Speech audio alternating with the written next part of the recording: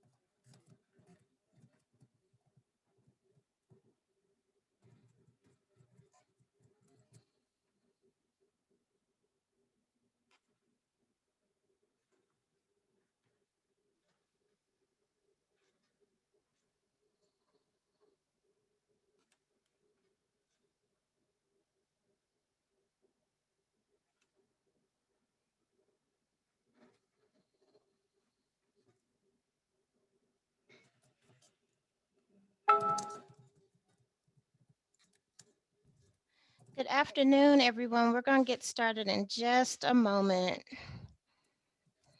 Happy Wednesday. What is it? Last Wednesday of May.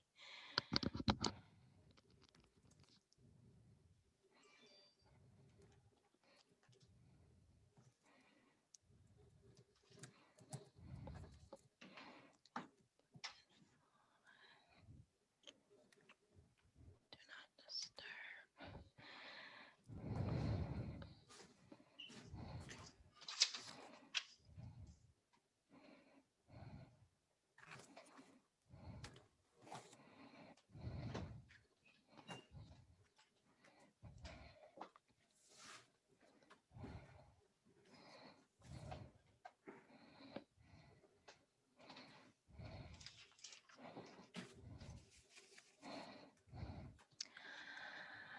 All right, folks. Well, it is 3 o'clock sharp. I want to go ahead and get started.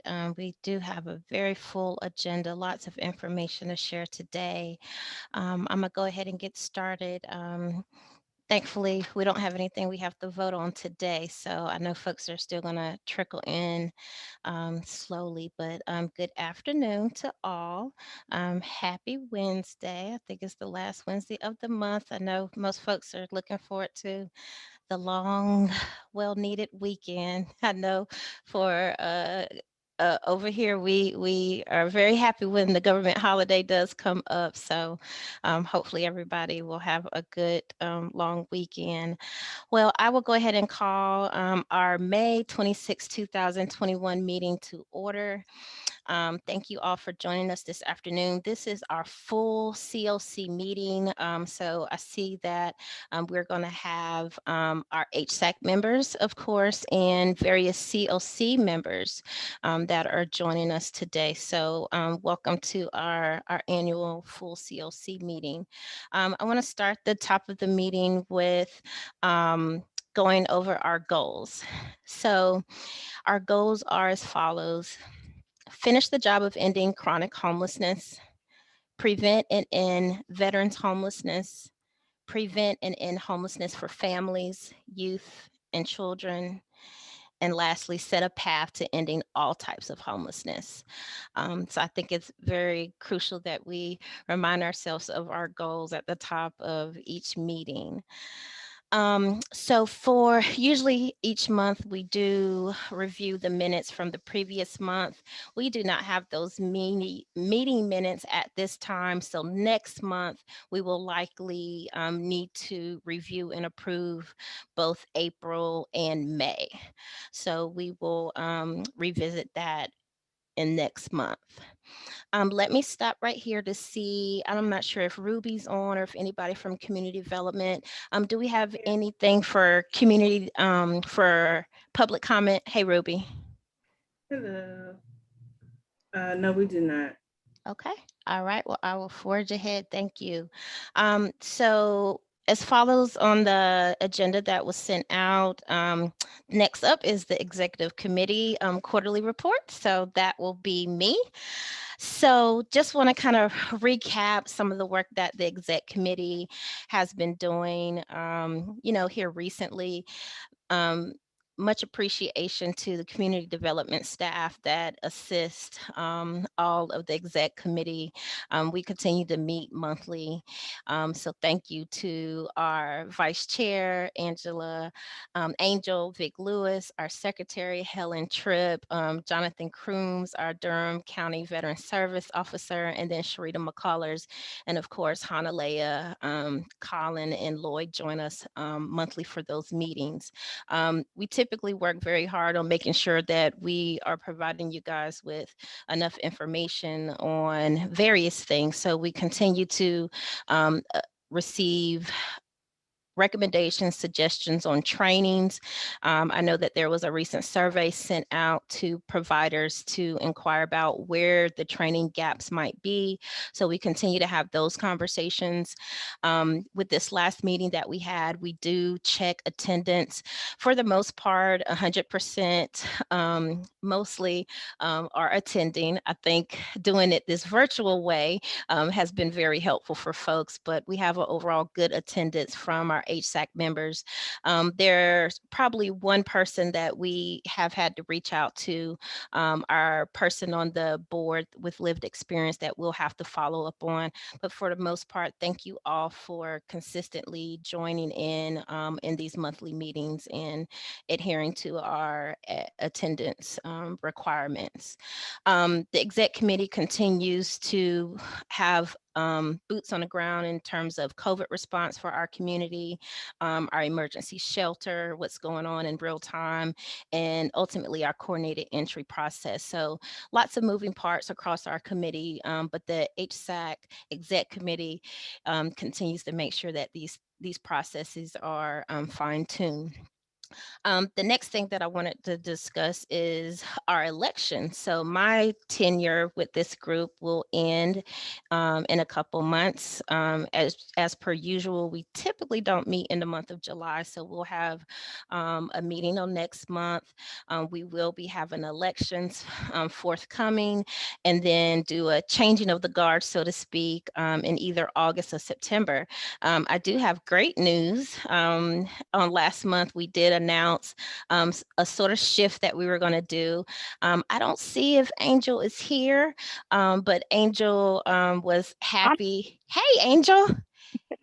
Hey, so I'm gonna give you the floor. You want to share with folks your announcement? oh, I just wanted to say that I thought about, uh, I made some different decisions, and I thought about continuing and not being a quitter. I was going through some other things, so I just thought I'd just continue on until I can't continue anymore, because my first and foremost love is the homelessness of Durham. So I had to take my feelings out of it and put my mind and heart into it. So I'm back if everyone will have me back. If not, I'll still be around. So thank you. Absolutely, absolutely. You cannot go anywhere. The No. exec committee was very happy to hear that news earlier this month. And yes, we welcome you on back with open arms. So that is great news in terms of our transitions of officer positions moving into the fall. So we will have some discussions about recruiting for the next secretary that's in line. So we will go along as we have in the past, where Miss Angel will step up in the chair position. Miss Helen Tritt will move up, and then we will be seeking a secretary. So more to come on our elections this fall. As my tenure kind of ends in the next month, I do want to encourage people to be very thoughtful about what the pandemic has taught you, what the pandemic has taught you about yourself, what the pandemic has taught you about the work that you do, the community agency that you work with, and how the pandemic has impacted our board. There are many iterations of, growth that we all have experienced, learning experience. So hopefully those folks that have learned different skill sets that they have, people can continue to use those skill sets as we go into the next fiscal year for our community. Because I know I've definitely learned a lot about myself, definitely have stepped out of my comfort zone as it relates to technology. I know here at the VA Healthcare Center, we have transitioned to virtual care, telehealth. So that is different for our system. I'm not sure if other community agencies have experienced that shift in just embracing technology and how we can use technology to be innovative. So definitely want to encourage people to, be able to implement those skill sets as we continue to do the work that we're doing. Moving right along, just some other highlights from our exec committee. There were some transitions in April. So I would be remiss if I didn't mention these. Thank you for, I think it's Shaisha Bell, for being appointed for homeless youth in the place of Alex Protzman. So thank you and welcome. Um, Thank you to Natalie Byers. She has been appointed in lieu of Giovannia Lewis for Durham Public Schools Board of Education. So thank you and welcome to Natalie Byers. And we also have Jasmine Young Bradshaw that has been appointed for the victim service provider. So thank you and welcome to Jasmine. We do have a few vacancies that I want to share with folks, and hopefully we can put a link in the chat box for folks, but we do have a few seats that are vacant, and we will share that link with you in the chat on how folks can apply to that. So we do have a vacancy for the city of Durham, a business seat.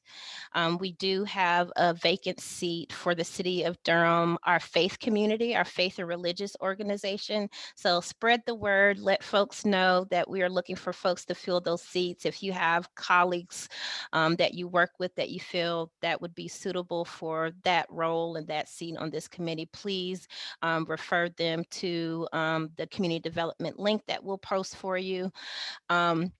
We are also looking to have a seat filled by a public housing authority. Of course, we would love to have someone from our Durham Housing Authority participate. So if Ms. Johnson is unable to, we would definitely take on someone that you delegate. Lastly, we are looking to fill a seat for law enforcement or local jails. So again, if you know of folks that would be a good fit, please let us know. Thank you again to Ms. Regina King. She has faithfully served in the seat of the faith community. And thank you to Mr. Briscoe. He served as the City of Durham business. So thank you for those two that have served. So we are looking to fill those seats here. So if you have any questions, please let myself or community development know, and we can refer you to the proper channels for those seats. Let me just check over my notes to make sure I haven't missed anything. That is all that I have for the exec committee quarterly report at this time. Again, thank you for those with new appointments. Please spread the word about the seats that we are attempting to fill. And yes, I look forward to our elections and our transition of officers in the next few months. So moving right along, we have a lot of information to share today. As you guys have seen the agenda, we have allotted a good chunk of time for some guest speakers. So I'm going to segue into that. Just want to, there's a quick housekeeping.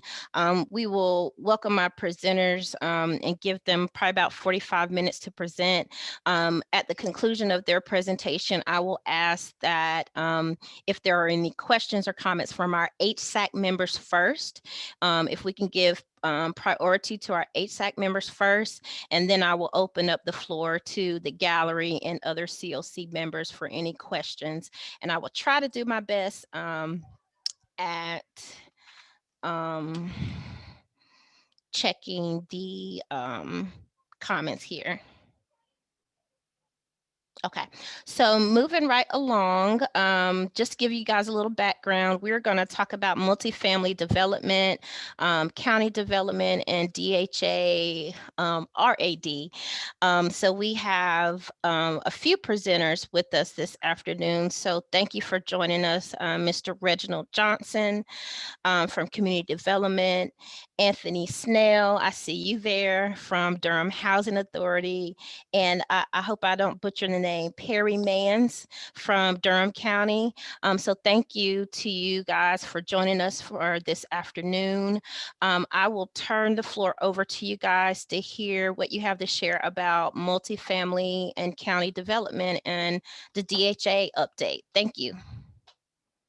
All right, well, I thank you, Madam Chair, and I take it I'll go first. Is that accurate? That would be fine, Reginald. Okay, beautiful, beautiful. Well, greetings, everyone. Reginald Johnson, Director of the Department of Community Development. First of all, I want to thank everybody for this service, your service on this committee. And I also want to say thank you to those who are rotating off. And I've had my pleasure of working with the Homeless Services Advisory Committee basically since its inception. And so I've been here for a long time, going back to the 10-year plan in homelessness, and been some time. So I've been around for a little bit. But again, thank you for your service. Our community needs you all. And so thank you. So my role today, and I'll kind of talk kind of fast, is to talk about, I think the question was, what is the city doing with housing for those who are 30% or below of the area median income? is basically the background, the central question. And so what we'd have a series of presentations, and I'll begin about the city's role. But one of the things that's important is that we know what does it take to produce housing at that level and to have it to be sustainable. So I'm going to cover a little background on that. The first thing I also want to do, second thing, well, is also thank the community development staff for their work in putting together this presentation, as well as their service to you all. There was a time when I was the only staff member, one of two staff members. And so it's nice to have a bunch now and a bunch of good ones at that. And so that's awesome. And so, so I'll just begin, but that's my purpose. And so I don't know if somebody has the slides they can put up and share screen, and then I can go through the presentation on behalf of the Community Development Department. Give me 1 second, Reginald. I'll pull it up for you.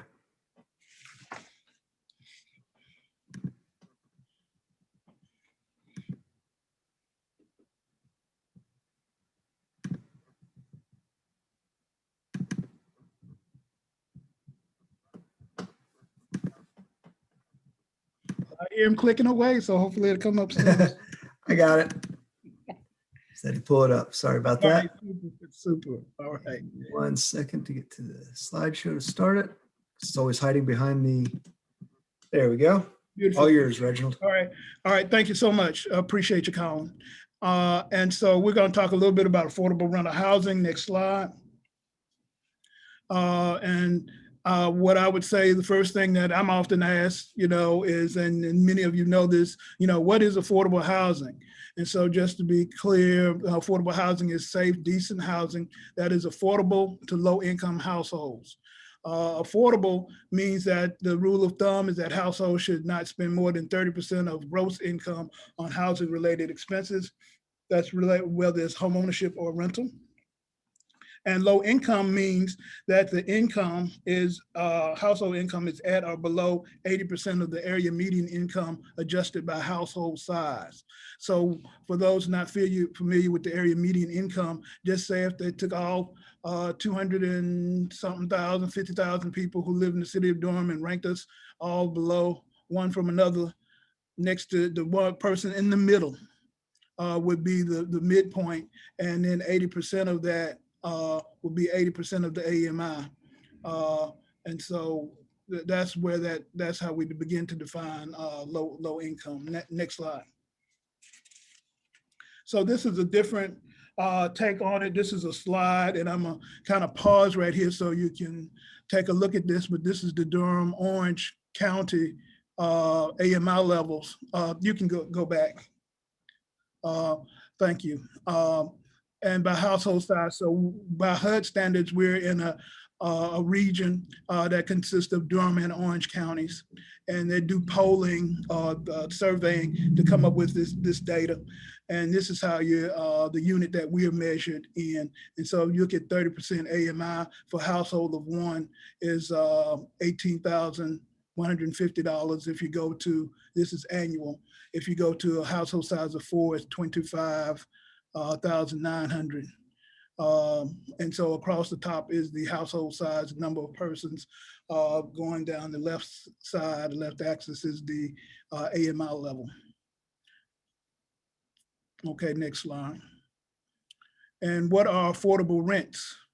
So this again is the AMI level. I would just share and across the left, and then the studio size of the apartment level, a number of bedrooms across the top. The rents are based on the 2020 HUD Home Income Limits. Home is one of our federal programs that funds our programs, and assumes that 30% of the income goes to rent, including the utility allowance. So I just give you a little bit to look at that.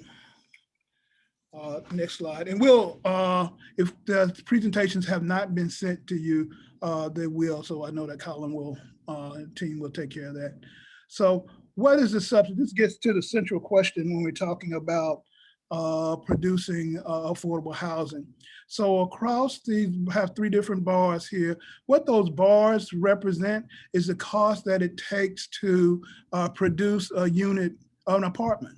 No, it doesn't matter what the cost is, but they're all going to be all the same cost. That's the reason they're all the same height, no matter whether it's market rate or 60% AMI unit or a 30% unit. The cost is generally the same. To make a graph, paint a picture, you know, with Willard Street, you saw a picture of Willard Street. I didn't call that out, but they're marked, that's a low-income housing tax credit, a low-income housing apartment, but also right across the street is a apartment that's a market rate. And so basically, you know, per unit cost, it might be, they're close in terms of cost to produce, but this is the difference. On the market rate, the rental income will cover all of the operating expenses to produce that apartment complex and also pay debt and have an investor return. That's what you see going up across downtown and across the city, is that market rate apartments, because you have people who can pay these rents that they're charging that allows them to cover their costs, and so they're producing these apartments. And so everyone, I presume, reads the news, and so they see what's going on. Then we have 60% AMI units. Remember, these units typically take the cost the same, you know, lumber and all those sorts of things. But the rental income, because you're not charging what you're charging for market rate, is only going to cover a portion of what it costs to build it. And so you're only going to get a portion that may cover the debt payment and the operating expenses. That's the income coming in, but you still have a subsidy that's needed, because remember, the cost is still the same overall. And so a subsidy is going to be needed. That's one of the things that the Community Development Department and other funders do, is make up that difference in providing that subsidy. And so that's just for a 60% AMI unit. Then we talk about a difference with 30% AMI units, which is, you know, the question of the day and the topic for the day, is that you receive even less rental income, and you can see the rental income. And then you're also going to need an operating subsidy, because there's a gap, because you're not going to have enough money to pay when the air conditioner runs out, or when you need repairs and to maintain it, you don't have enough resources. And that also means you need even more subsidy to be able to build it. And so that's one of the central slides that I wanted, you know, everybody to understand in terms of subsidy, because we at the City of Durham and other entities do provide that subsidy, and you can see that subsidy can increase quite a bit depending upon the unit mix. Next slide. So how big is the need? And this is the cost burden households in the City of Durham. Across the top, we have a household income that's going down the side. Across the top, not burden, cost burden at 30% or less than 50%, and cost burden at greater than 50%. And what this means is that there are almost 12,000 very low income households in Durham County who are paying over half their income for housing. These numbers do not include persons who are homeless. So we can begin to see the order of magnitude of the challenge. Next slide.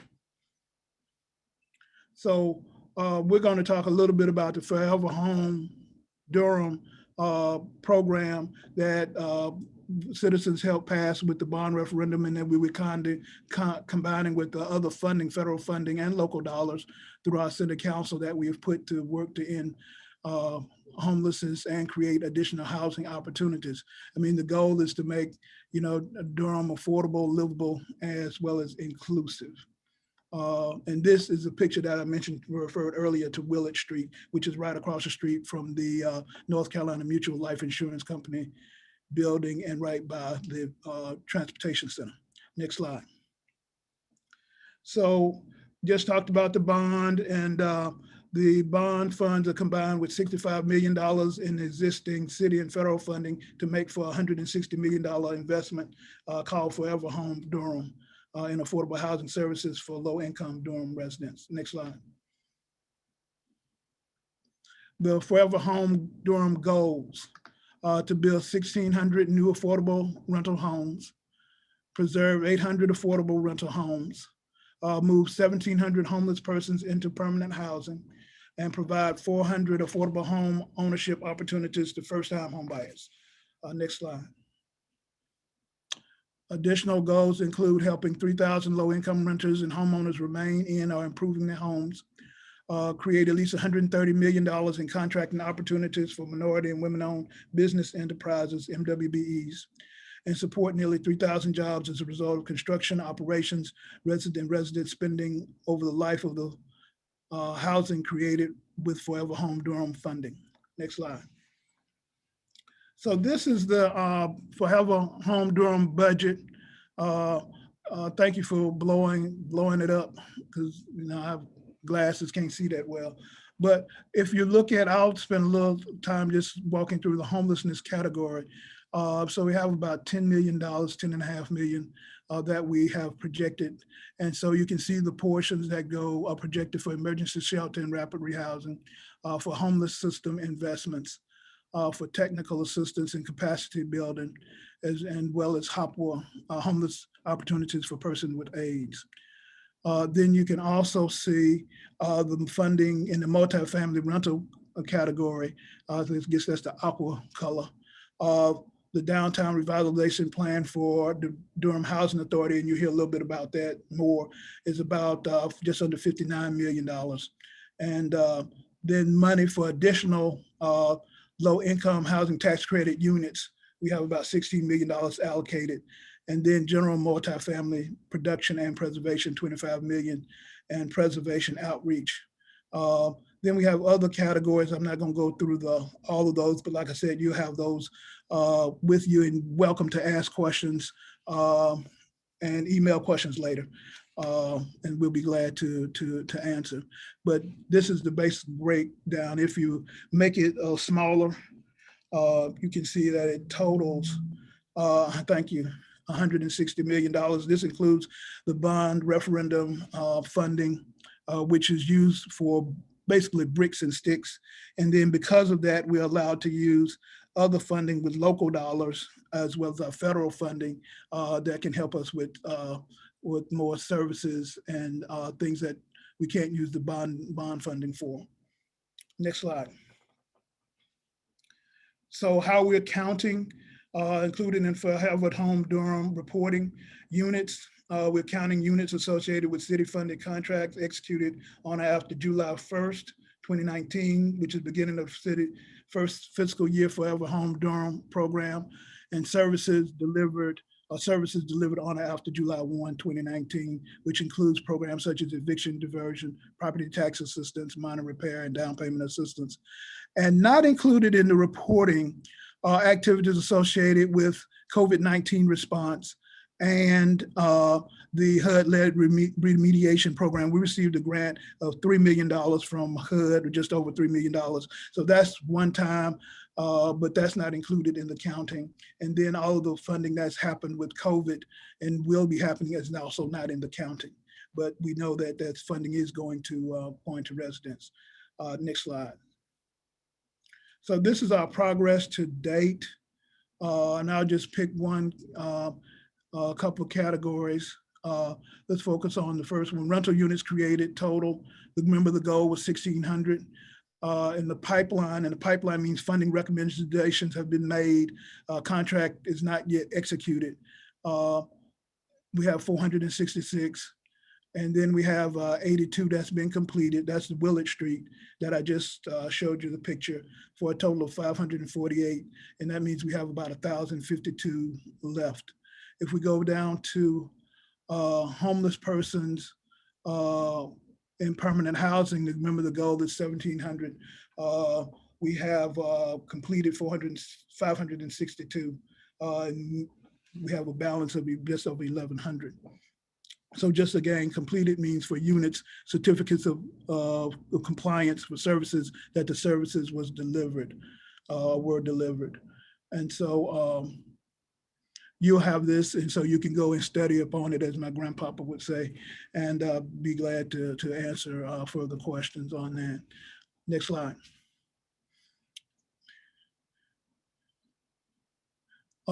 City provides gap funding for affordable housing developments generally through competitive RFP processes.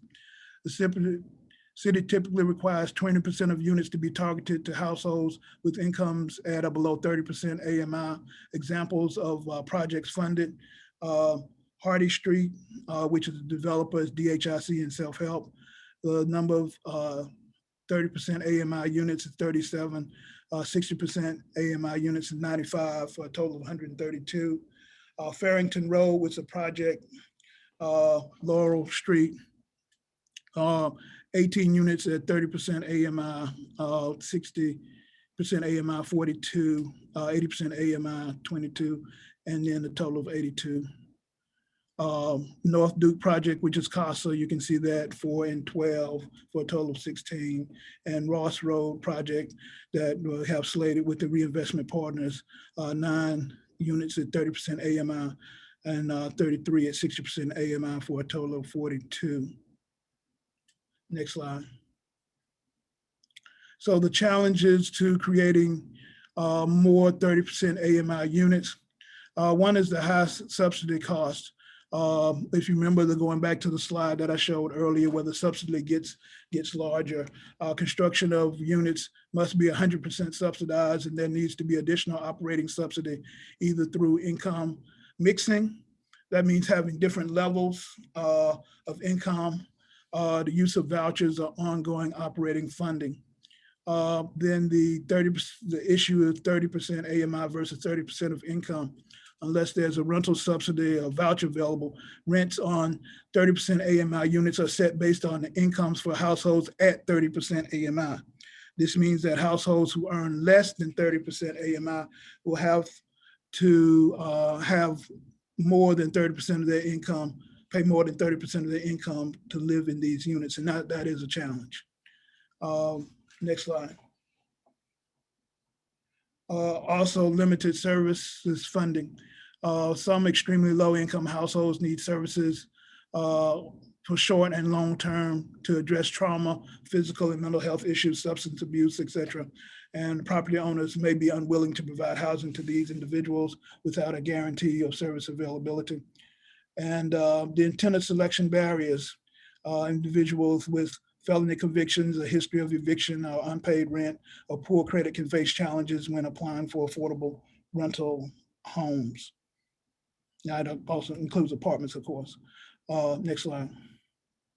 And so we have, for more information, we have information on our website about the affordable housing program, Forever Home Durham. And we actually will be having a new website launching by the end of the fiscal year. So hopefully in the next 5 or 6 weeks, we have a new website up that will give latest information.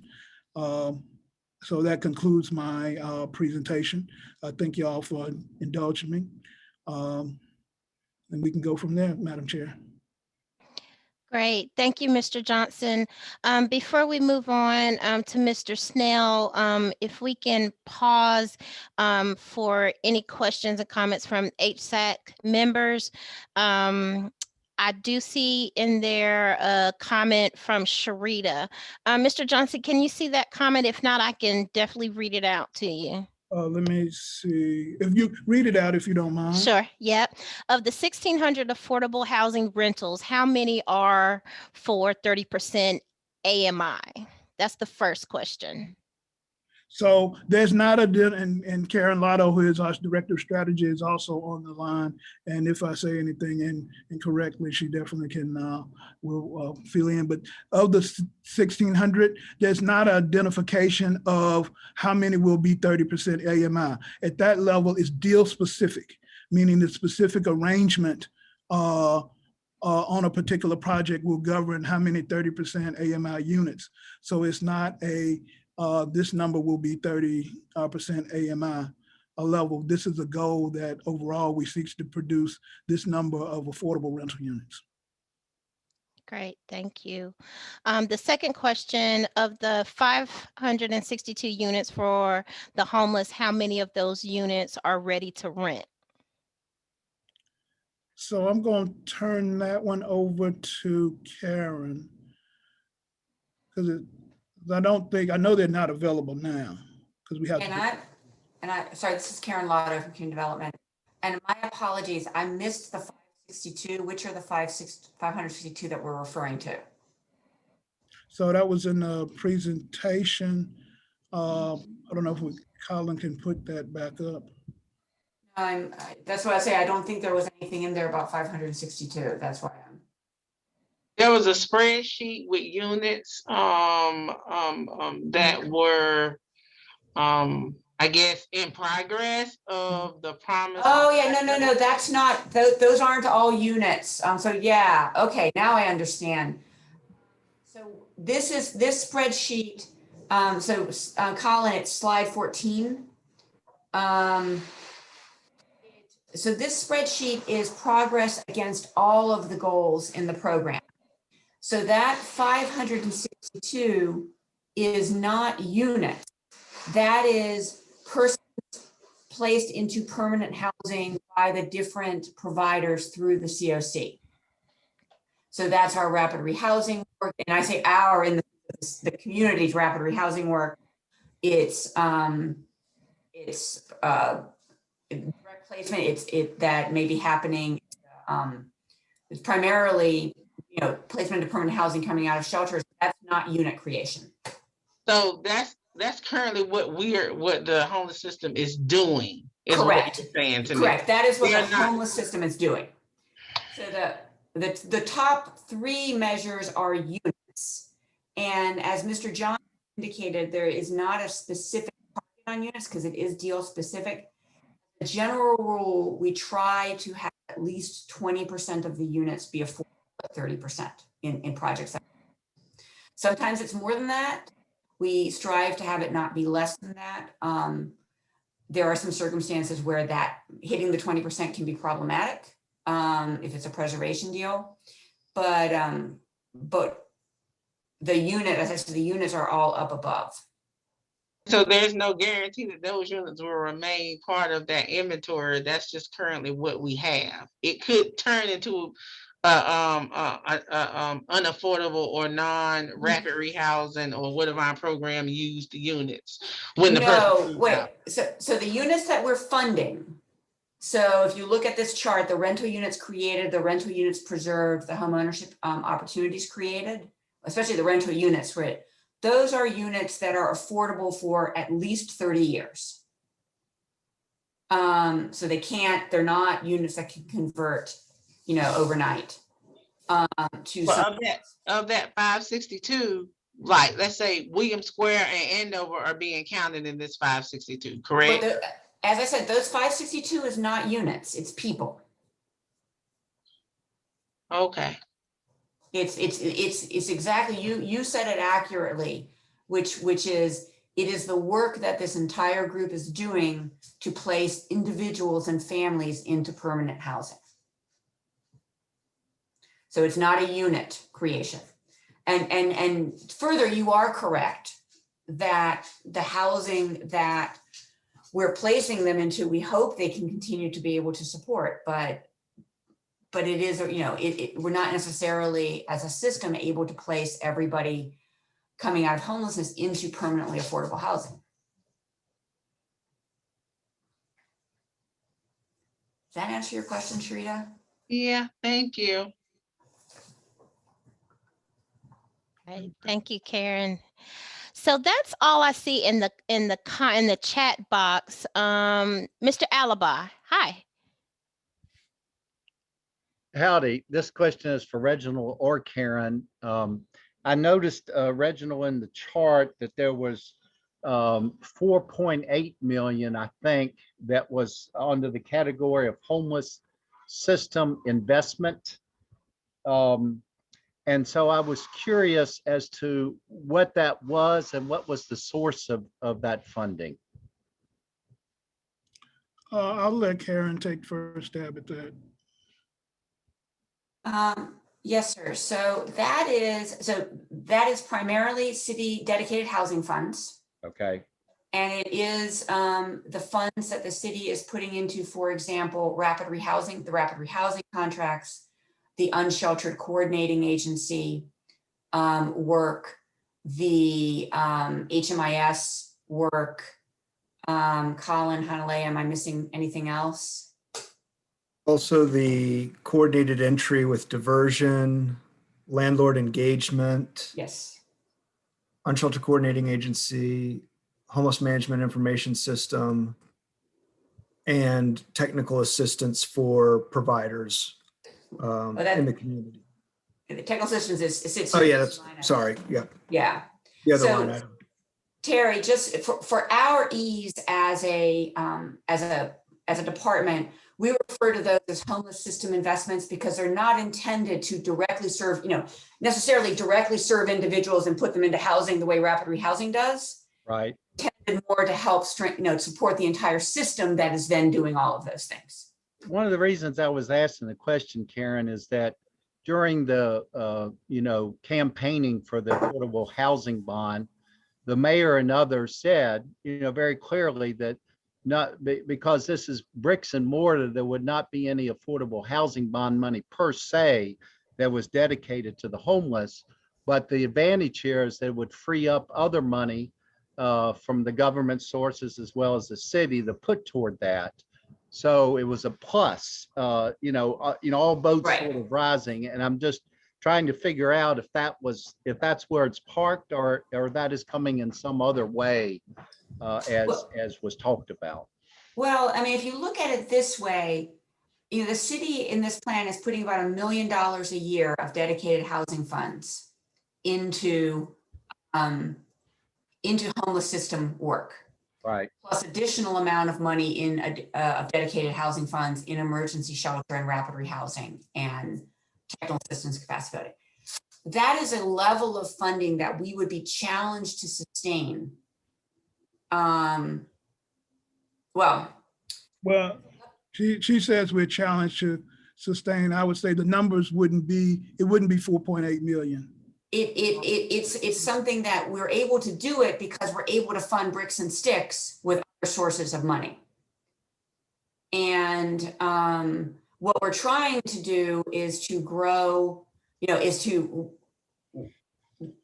increase our homeless system investment to a level that on the back end of several years of program, as the dedicated housing fund does grow a little bit each year, that we will on the back end be able to sustain it close to this level so that we don't all of a sudden hit a cliff. Right. And the city says, oh, well, we gave you $1 million last year, but this year we can only do $500,000. We're really trying to avoid doing that. So we've grown it to a level, that we hope to be able to stay close to this. But keep in mind that we go from having, essentially 20, 30 million a year to put out to having 10 to 12 million a year to put out when the bond goes away. Thank you.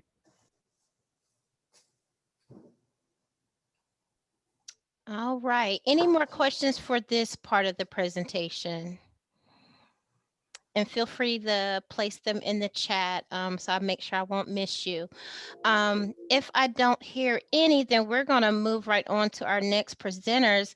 I think I called you by the wrong name. Is it Mr. Scott, Anthony Scott, and Mr. Mans? You guys have the floor.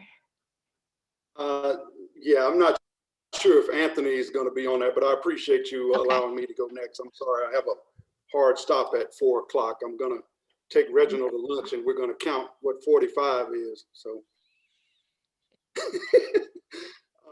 I'll go ahead and share my screen. I'm here to talk about the 300 East Main Street redevelopment. And so let me see if I can get to that. Hold on.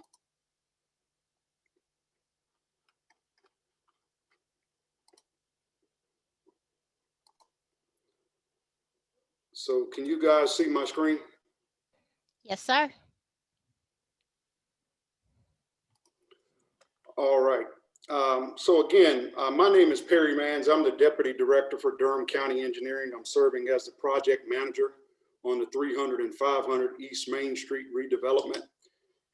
And I'd also like to ditto what Reginald said, thanking you guys for your services on this committee. And before I get started, I'd like to say, in the spirit of what Reginald talked about, I think this project is very noble on behalf of our Durham County Board of Commissioners, because I think Durham County may be the first, if not one of the first counties to sort of throw their name in the hat in the spirit of delivering affordable housing projects. And so the county worked specifically with DFI to sort of get us through this process. And so here we are today. I know our Board of County Commissioners asked us to look at not only just redeveloping these sites as a surface parking lot, but also looking at the highest and best use to meet the community's needs. And so the purpose of the briefing today, obviously, I'm going to give you a project overview. We're going to talk about the 300 East Main Street garage. We'll talk about the 300 East Main Street affordable housing, as well as the 500 East Main Street garage, market rate, and affordable housing. And then we'll go to Q&A. And so here we have the site. I think most of you on the call are familiar with it. What we're looking at is East Main Street. You can see the Durham County Human Services Facility. You can see the 300 East Main Street property, which is adjacent to Queen Street, bordered by Liberty and Main. That is obviously the 300 East Main Street redevelopment. And then we have the 500 East Main Street redevelopment, which is east of the Human Services Facility and obviously west of the police headquarters building. And so you guys are probably interested in the schedule. With 300 East Main Street, we have already broke ground on the structured parking deck. And that project includes obviously the structured parking deck that the county is going to administer. And then it's also includes a affordable housing wrap that is going to be administered by Lowell Street. Fortunately for us, we're both using the same contractor, so the delivery should be as efficient as possible. And so obviously we broke ground in April of this year. If you ride by the site, you can actually see the construction fencing up. The deck is slated for completion in August of 2022. And as part of that displacement, the county also had to displace the folks that park on the surface lot of 300 East Main. And we worked out an agreement with Go Triangle. We're actually, improving a surface lot down right across from the old police headquarters, right at the intersection of Duke Street. And so that project will actually be complete in June. And so that allowed us to actually get on the 300 block site earlier so we could turn it over to the contractor to get going. Also, as part of this project, the developments are going to overlap. The actual construction of the affordable housing wrap is going to start in November of this year, and with an anticipated completion of March of 2023. The structured parking deck that obviously the county is administering will include 753 parking spaces on 7 levels. This just sort of lists out the handicap parking, the EV spaces that will be on the deck, the van accessible spaces, and the bike parking spaces provided. This is sort of a axonometric view of the actual development itself. This is along Queen Street. Obviously, you can see the old attorney's building here, the old library that sits right here. This is actually right across from the Housing Authority and the CJRC facility, just to give you some idea of what this thing will look like when it's all said and done. This is a better view. Obviously, the site plan calls, actually the regulatory approvals call for us to have a brick and sort of metal panel combination finish. And we think, this will look good in this area. This just gives you, in plan view, sort of some idea of what's going to occur down here. Obviously, you can see the deck sort of wrapped with the affordable housing. Obviously, the amenities are going to be along the main streets elevation with just the wrap basically on all three sides. What we're looking at the south is a view from Queen Street. This slide sort of depicts the number of affordable housing units that are going to be in the 300 East Main Street development. There's a total of 110 units with a mix of studio, 1, 2, 3 bedroom. And you can also see the listing according to the AMI, the 30%, 60%, 80% and below. The development also includes a child care facility of which we're going to be serving birth through 5. We've been working with CCSA on the determination and the consideration for a need to have a child care location downtown. That development will also include 2 pre-K classrooms. There's a small amount of commercial space. If you could see that along Queen Street. It's roughly about 3,900 square feet. And we have not actually received the tenant criteria yet, but we do those, I guess, the tenant, placement for that. And they're going to have a focus on organizations that have a social impact. So that's our primary focus with this. This is just a rendering of what's going to occur on 500 East Main Street. This is a view obviously looking at the intersection of Main and Dillard right across from the Human Services facility. I would be remiss if I didn't say this is just a concept at this point. This is the developer's sort of vision for what the color scheme and that palette and the whole finish structure may look like. Again, here are more views of the potential market rate housing. This to the left here is actually the at the intersection of Elizabeth and Main, right adjacent to the police headquarters, where we hopefully intend to secure a grocer tenant in that location. And then obviously the affordable housing, this view is from the intersection of Dillard and Ramsey Street for your viewing. This gives a better, I guess, sort of overall view, an aerial view of what is anticipated there. And right now we have basically estimated roughly just over 16,000 square feet of commercial and retail space. I think along Main Street, and then like 2,900 along Dillard. Again, this is all just conceptual. And what we're looking at here, the light blue is the affordable housing units that are along the Ramsey Street corridor.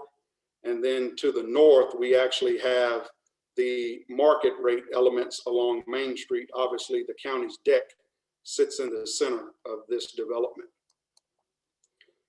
Once again, here's another breakdown of the market rate and affordable housing units. There is a total of 200 mixed income units, obviously, again, ranging from studio to 3 bedrooms. You can again see the breakdown from the 30%, 60%, 80% AMI. And there's also the same breakout for the 246 units roughly. Obviously, as you guys know, we're in design right now. So these numbers may shift slightly contingent upon how things are laid out, but right now this is what's forecasted for the development. And in terms of a schedule for 500 East Main Street, we intend on breaking ground in December of this year.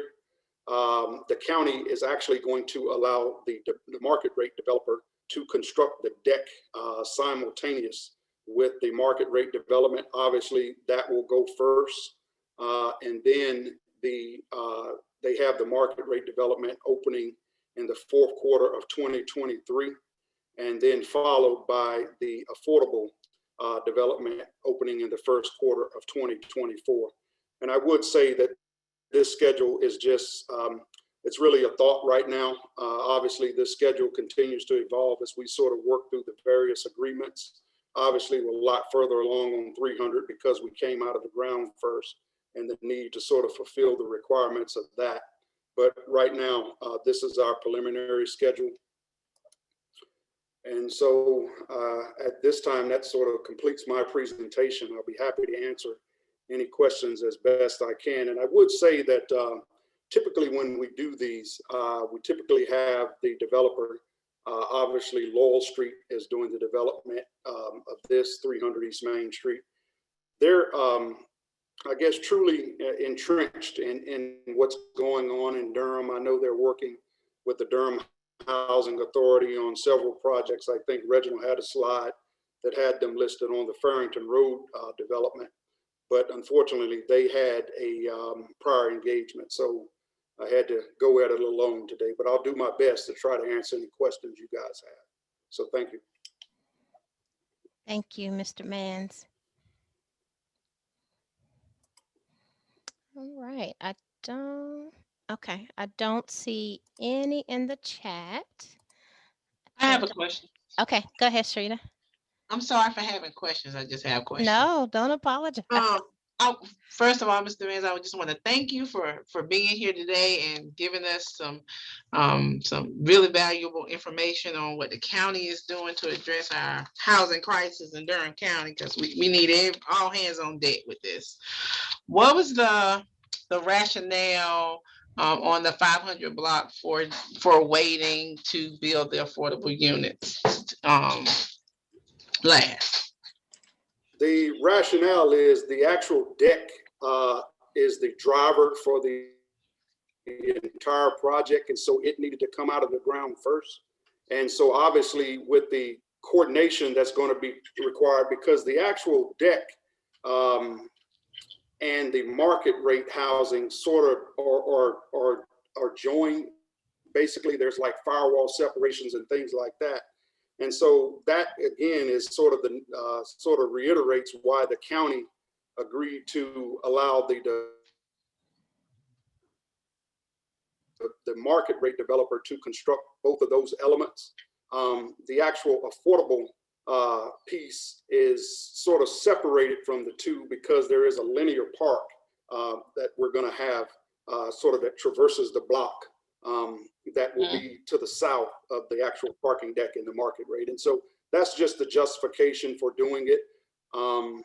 You know, no real reason other than that. Like I said, the market, the affordable housing will be quickly coming online, almost very close to what we're seeing with the market rate. It's just the way the site is sort of laid out and the need to sort of do it based on that schedule. Okay, and then my second question is, so when I don't know, I guess when I heard mixed income neighborhoods, I assumed in my mind that it was going to be like the building structure and it was going to literally be mixed within the same building. I didn't realize it was going to be two separate buildings. Why is that?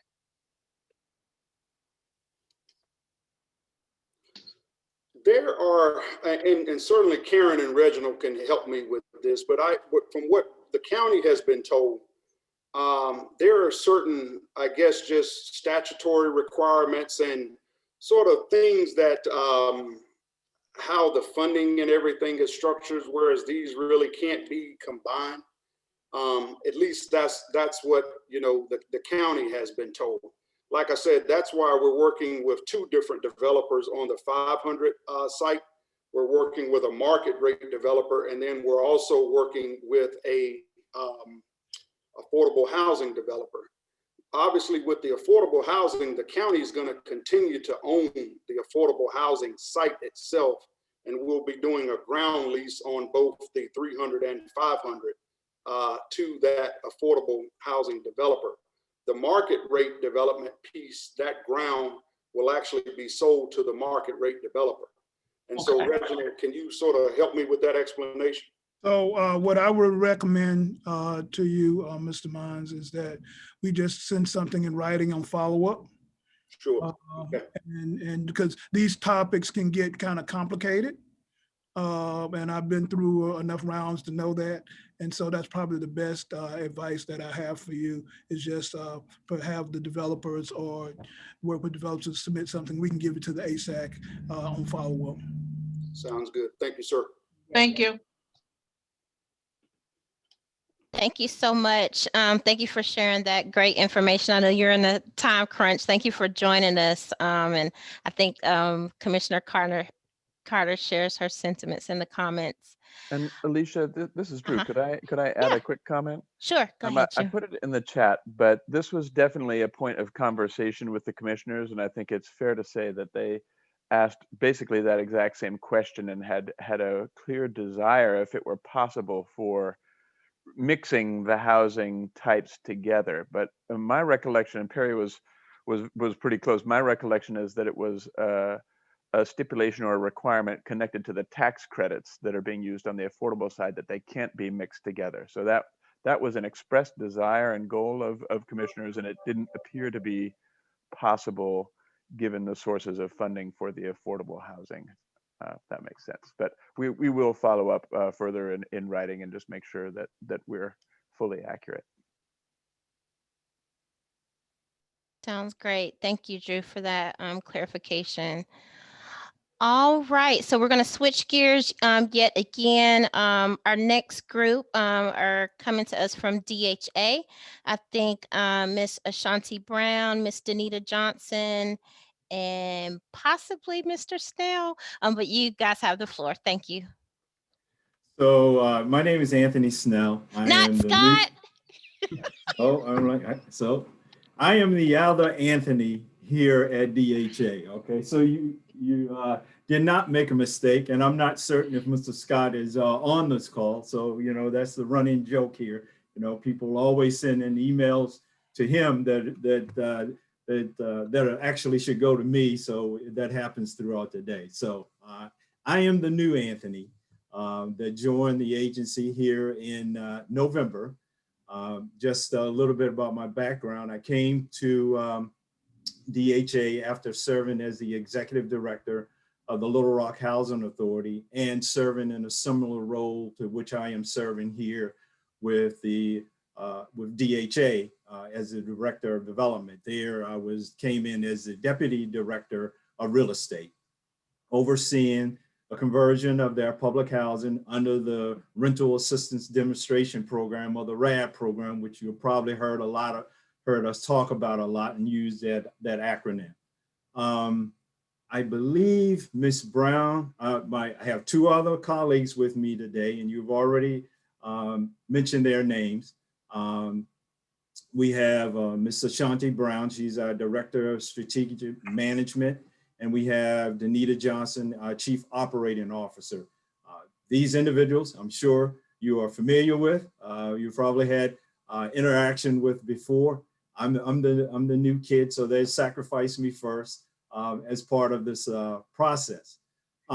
Today, what we would like to do as part of our presentation is to certainly walk you through the progress that we are making under DDMP, our Durham Housing Authority, Downtown Neighborhood and Planning, which you probably heard a lot about, and the relationship to the bond funding campaign and effort for this development. And also have an opportunity for Ms. Brown and Ms. Johnson to go in more detail about our efforts and our strategies and policies with respect to our homeless efforts. So first, I'm going to take a few minutes and walk you through where we are with DDMP and talk to you about our progress. And first of all, I want to congratulate the county for their progress in getting started with their project, because I walk out every day and you have the dust all over my car from their progress, but that's okay. That's good progress. I can go to the car wash because of the partnerships and the efforts that are being made for us to accomplish the goals for the community in addressing affordable housing. Quickly, I want to talk about the DDMP. As a lot of you know, and I won't spend a lot of time talking about the background effort to get DDMP underway, get it approved, and get the community support. In 2019, DHA had this bold proposal about preserving and expanding affordable housing in our downtown area. And I'm sure some of you may have participated in the community-wide planning effort. I know that went on for in excess of about 12 months or more, where they were seeking community input into the strategy. So it would be a comprehensive buy-in from all of the stakeholders, trying to address all of the elements when it came to affordable housing. And a big part of that was getting the support from the citizens of Durham with the passage of the $95 million affordable housing program. And I want to, comment to the community that as you look around the country, this is something unique to have a community to step in and provide funding for this initiative using its bonding authority. That is not what you're going to find in every community. So you need to pat yourselves on the back. You need to think of, for the commitment that this is what you call real commitment to make this effort to come to fruition. Mr. Johnson talked earlier about the overall effort. This is about $160 million 5-year affordable housing strategy for the city of Durham. 59 million of the bond money is targeted for the DDMP. And the good news is that we have phases or part of our program underway. We are within the next 60 days or so, we are looking to close on additional phases, the financial closing on additional phases, and start the construction on those phases during the next couple of months. So that's the real progress that we have had under our program. Next slide, please. As part of that, the DDMP consists of 7 sites. 4 of these sites are controlled by the Housing Authority itself. Most of you all are familiar with these sites. We're talking about the DHA office, which is directly across the street. If you on this slide, you see that parking lot there. That's where the project that Mr. Mans talked about, that is underway, where that parking area is right now. That is currently underway. So we're proposing a project for the DHA office site, and then and part of the county criminal justice site, which is next door, be preservation of that building. And it's another wraparound type of a structure around that building and encompassing, taking up our current building. Then we have the J.J. Henderson site. As you know, we have an existing building there, J.J. Henderson. There are two projects there. We have the J.J. Henderson we call the rehab, and then we have the J.J. Henderson new construction. The J.J. Henderson rehab is underway. We had our financial closing with our partner CCI on that transaction. Just before the break of dawn of the new year, we worked hard to get it done at the end of 2020. When everyone was thinking that we couldn't get it done, we actually got everyone in the room. Well, I won't say got everyone in the room because we weren't socially gathering, but we had the commitment from all of our attorneys, our financial experts. We had commitment from HUD to get this transaction done at the end of the year. So we are rehabbing all 177 units there. It's J.J. Henderson. As I mentioned, that is underway. A couple of weeks ago, we had our first relocation within the building of our first stack of units, and that the rehab has started on those. Then adjacent to that, we are going to have the J.J. Henderson new construction. That transaction, we are looking to close that transaction hopefully by mid-July. and start construction on that in July as well. And part of that, some of the work has begun on that site that's related to the new site location. If you're familiar with the J.J. Henderson building, we have an auditorium there. We have done the remediation on that structure so that we can start the demolition. The other site, of course, is Forest Hill Heights site. We are going to be, we will redevelop that site as well. That's going to be, if I remember correctly, I think that Forest Hill Sites is in maybe 3 or 4 phases of development for that site. The other part of the DDMP includes a Southside 3 site, and that involves the city, I believe. That's a site that's controlled by the city. Then we have Fayette Place, which we have redevelopment plans for. And then the Oldham Towers, or we refer to as 519 and Liberty Street these days. That is one of our sites that we control. On that site, when I'm talking about where we are about to start development, we have done the first stage of relocation from that site. The first project that we are undertaking, we refer to it as Elizabeth Street Apartments. We are about to begin the remediation of that initial, I believe, 36 units. It's about 8 buildings or so. Within the next couple of days, you should see fencing go up around those buildings. So we are start the remediation. And then we're anticipating that we can do the financial closing on this transaction and sometime in July. But we are also hoping to work with HUD so we can start the demolition in June on that site. And then we have the Hunt Street Station site. So those are the 7 sites that are part of the DDMP. This slide quickly shows the number of units that we're planning to have in those, at each of those sites. There was questions early about the 30% units.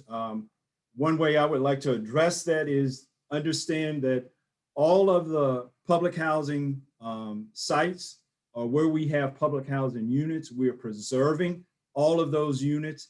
There has to be a 1-to-1 replacement of those units, and we are accomplishing that 2 ways. Most of them are being built back, and also we have what we call a transfer of assistance, where a unit or maybe transferred from one site to another site. For example, we were talking about Mr. Johnson mentioned the Willard Street site. We had some TOAs, as we refer to them, transfer assistance, to go from the Liberty site to go to that site. So we're still preserving affordable housing. It is just that they are being rebuilt. That subsidy and support is going to Willard Street, where that unit is being built. So those are the 2 primary ways in which we are preserving those units. Most of our sites, the way we are phasing them, we're building them. They are mixed income sites. There's 30% of units. We got 60%, and we have 80%. And there will be some market rate developments as part of some of the phases that will take place at Oldham and Liberty Street. Next slide. This one, I just wanted to stop for a moment and just show you the projects where we are actually, that are being supported by the housing bonds. These are the sites, the East Main and Liberty, the DHA office, and the Forest Hill Heights sites. I believe that may be my last slide. And it is. So I'll jump right in. My name is Ashanti Brown. I'm the Director of Strategic Management. Most of you here may know me from some of our annual plan conversations or policy related conversations that I've had with some of our advocates for families experiencing homelessness in the past. And so I'm coming back to provide an update, or I'm coming before you today to provide an update on one of the last topics of discussions we had, which was related to a homeless referral preference. And so just to get some spatial awareness around that homeless referral preference, or what this essentially is talking about is the housing authority, the way that in which we bring families in to provide them with assistance is by them first applying for a waiting list, and then we select them from a waiting list. What a preference is it says that it talks about the order in which we will select someone. So we normally go by date and time based on our waiting list. But if a person has a preference, that causes them to have more weight and have the opportunity to be admitted ahead of others, depending on their preference weight. And so this homeless referral preference is a replacement of an existing preference that the Housing Authority currently has on the public housing side, which was just a homeless preference. And how it was before is that a person could essentially certify that they were homeless, and we will look at specific documentation. But that preference has been modified, one, to make sure that it's a referral from the CoC or the lead CoC representing all homeless provider agencies, as well as making sure that we reinforce our commitment to make sure to assist families using at least 5% of our units. So I'm going to dive in just to provide a brief overview of that preference and then to give an update on where we are. So the preference, again, is to make 5% of the public housing units available to the lead continuum of care, who will make sure to make those referrals to the Housing Authority. And so this is a little different because, again, it's a referral process similar to what we've had on our Housing Choice Voucher program in the past. It's a similar process for that. So, but it's specifically for people who meet HUD's definition of homelessness. And so this is the same definition that many of you may be accustomed to through your work already. But that's, again, that individual and or families who lack a fixed, regular, and adequate nighttime residence, and includes a subset for an individual who is existing in an institution where he or she resided for 90 days or less, and who reside in an emergency shelter or a place not meant for human habitation immediately before entering that institution.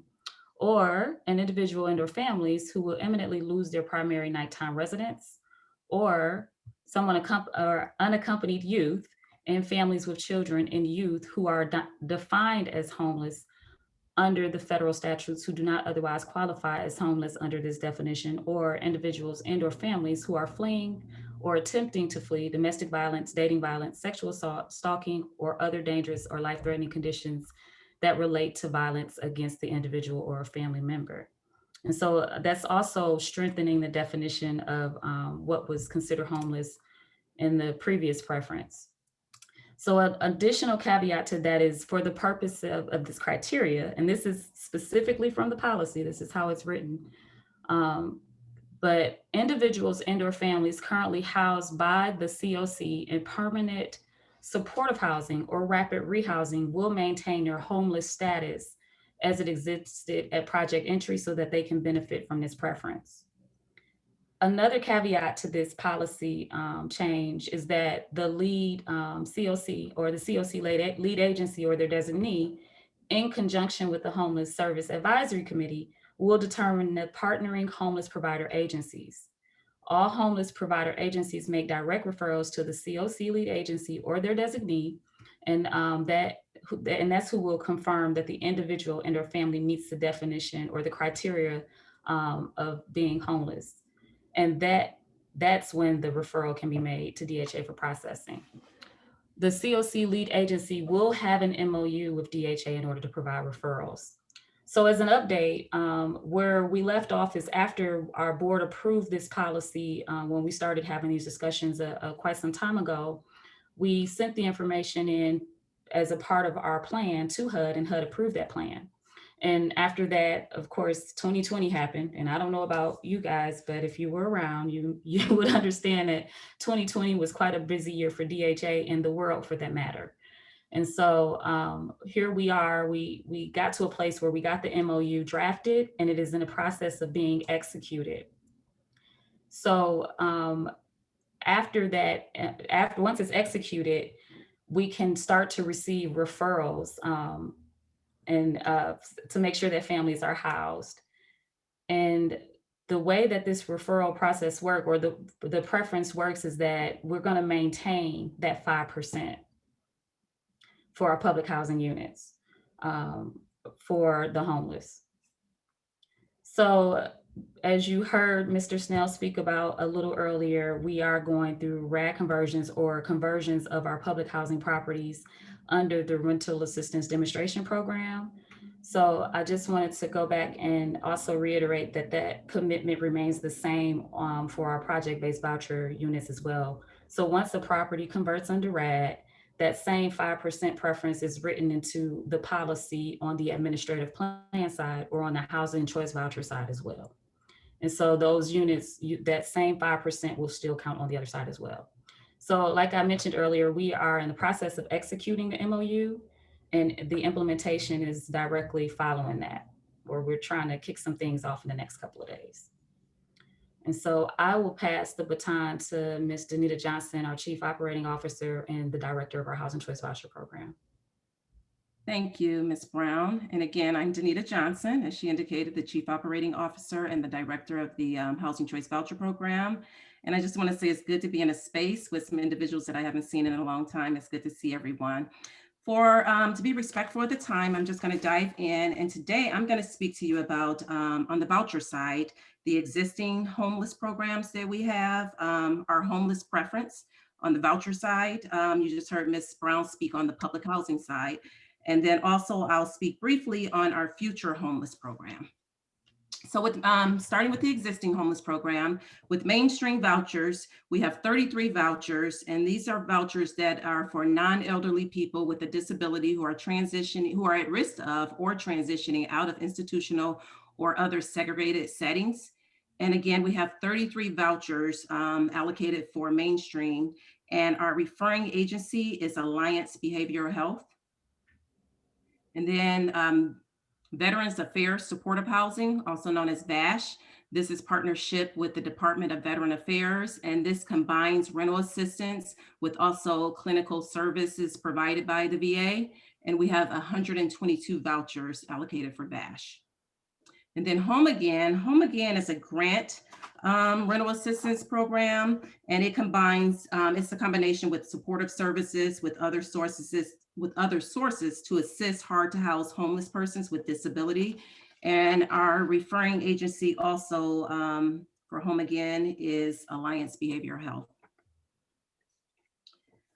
So I'm going to speak on the homeless preference that we have on the voucher side, where we have made up to 225 vouchers available for the CoC to provide tenant rental assistance for individuals who meet the definition of the HUD homeless, the HUD homeless definition. And that's for individuals who and families who lack a fixed or regular or adequate nighttime residence, and it's listed there. I won't read all of that to you. And so if they meet the definition of HUD's homeless definition, which is listed, then we receive those referrals directly from the CoC. Next slide, please. And of those 225 vouchers, we've made 15 available for permanent supportive housing. And those are for individuals, of course, it's listed there, who meet the criteria, and direct referrals from the CoC as well. So the future homeless program that I know everyone's heard about, and it's the emergency housing voucher. And so this is vouchers to assist individuals and families who are experiencing homelessness, at risk of experiencing homelessness, fleeing or attempting to flee domestic violence, dating violence, sexual assault, stalking, or human trafficking. And it was May 10th, we received an invitation from HUD to receive 68 emergency housing vouchers. These are vouchers that are funded through the American Rescue Plan Act of 2021. And so we did accept those vouchers. We started conversations with the CoC, and then we did receive notice that they've received our acceptance and will more than likely be receiving those 68 vouchers, and it'll be effective on July 1st. They are making some funds available for us to start the process a little ahead of time before July 1st. But with these vouchers comes a whole lot of new things that we're not necessarily used to being attached to the housing, rental assistance and managing the actual voucher process. But the key is going to be those partnerships that we form in the city. When we spoke with the CoC, they're all on board. And I believe we have a meeting scheduled this week to continue those plannings. So that concludes my presentation. And I guess we'll open up for questions. Yes, absolutely. So yeah, let me open it up to our HSAC members. If there are any questions about anything Mr. Snell shared, Mrs. Brown, or even Mrs. Johnson. Thank you all for presenting today. I have a question. Is it possible to have the last slide placed again so that I can get their contact information? Or could it be added to the? We can send all these presentations out to the HSAC. Thank you, Colin. Thank you. All right, last call for any questions. All right. All right. Well, thank you all again. Thank you for community development. I know Mr. Manns had another obligation. Thank you all so much for this information.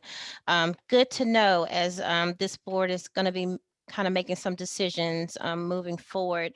We're going to forge ahead. I know we're running close to the half-hour mark, but want to make sure that we are sharing this next piece of information for you. Yes, thank you. Great presentations. Lloyd, while I get you prepped up, I'm just going to kind of read the background to folks that don't have the agenda in front of them. So we're going to switch gears and talk about shared housing. So shared housing is when two or more unrelated people in one rental unit, they share a rental unit and share common spaces, and is a successful strategy for ending homelessness. The CDD, with the support of the HSAC Exec Committee, has enlisted Jamie Taylor, PhD, Director of Shared Housing Institute, to explore developing a CoC-wide commitment to implementing shared housing with the Durham CoC. So staff will invite HSAC and CoC members to participate in this virtual workshop on June the 18th. So Lloyd is going to share some information with us. We're very excited to have Dr. Taylor join us on June the 18th. We really just want to make sure that folks are familiar with it, get a buy-in from both HSAC and CoC members, because we want to make it worth her while when she comes to meet with us in June. I know within the exec committee, we have talked about, does Dr. Taylor know our community? Does she understand, the strength, the weaknesses, the opportunities, the threats? Is she familiar with that? So we would love to hear from Lloyd about any insights you have about our shared housing and what we are looking forward to on June 18th. Thank you, Madam Chair. Lloyd Schmeiler with Community Development. In light of the time, we are postponing further discussion about shared housing. I will announce that since the City of Durham, for the first time, is celebrating June 18th as the June 19th city holiday, we have postponed the workshop with Ms. Taylor to July 9th, Friday, July 9th at 10 a.m. We invite HSAC and CoC members to plan to participate in that workshop on July 9th. Thank you. All right, sounds good. Thank you for that update. So moving right along, Lloyd, did you have anything to share regarding the Dedicated Plus from Policy and Planning Committee? We are working with Policy and Planning Committee to finalize a recommendation to the HSAC for continuum of care permanent housing bonus funds that we anticipate receiving in the 2021 competition. The department, as the lead agency, is recommending that our priority this year be dedicated plus units. We've provided some information about dedicated plus to the Policy and Planning Committee. We'll send more information out to the HSAC as well around what dedicated plus means in preparation for the HSAC's consideration of a priority for funding and making a decision at the June meeting. Sounds good. Thank you. All right, so more to come on both of those. Looking forward to talking about how shared living might be beneficial for our citizens here. So that brings us to the end of our meeting. Just want to stop for a moment just to see if there are any updates, any announcements by anybody on the HSAC committee, and secondly to the CoC members. I know this is a long weekend coming. Didn't know if things were going on in the community that need to be shared.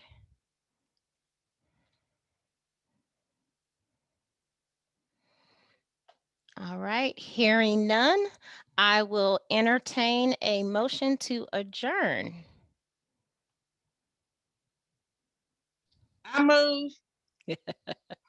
I second. All right, thank you, ladies. Motion by Miss Sharita and seconded by Ebony. Thank you all for attending. Have a great, safe weekend, and we'll see you all next month. Bye, everyone. Bye-bye.